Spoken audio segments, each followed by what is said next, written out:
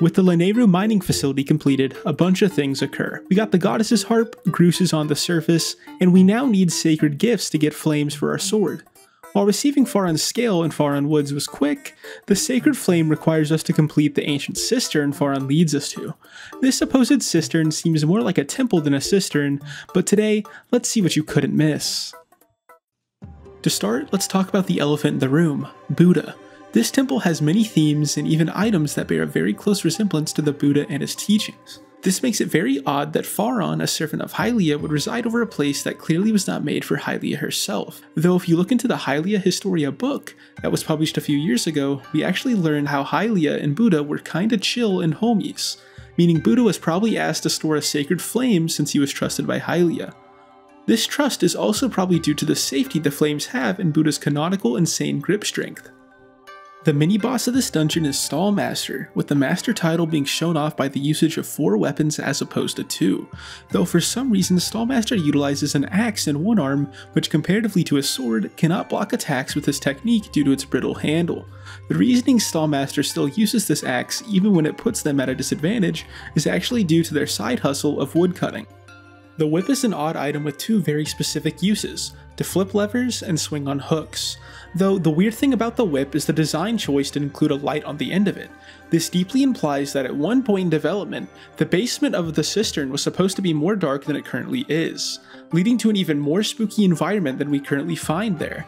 However, this scrapped concept was cut after many of the playtesters had been traumatized into a 4-day coma due to the stress this dark area caused them. Speaking of the basement, this dark area instantly gives us a lasting impression by hitting us with Zomp cursed bokoblins.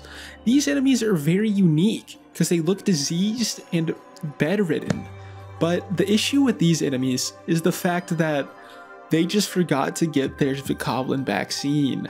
So pretty much they just kinda got screwed, but hopefully they'll be fine in the future. Though the darkness of this area doesn't just relate to the bad healthcare bokoblins face.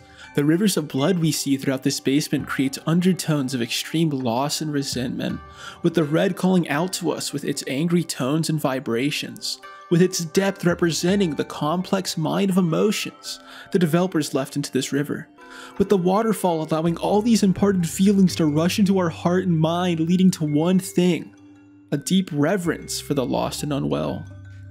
And before the boss room, the boss key of this dungeon is actually extremely confusing.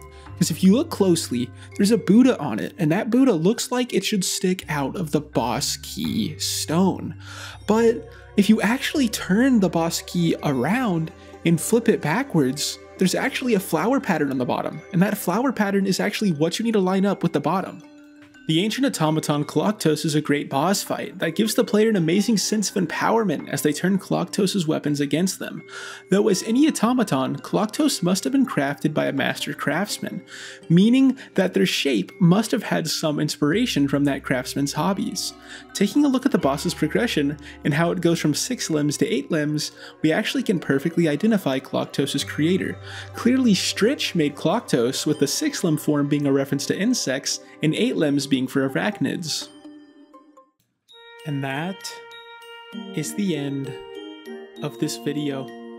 If you enjoyed, you know what to do.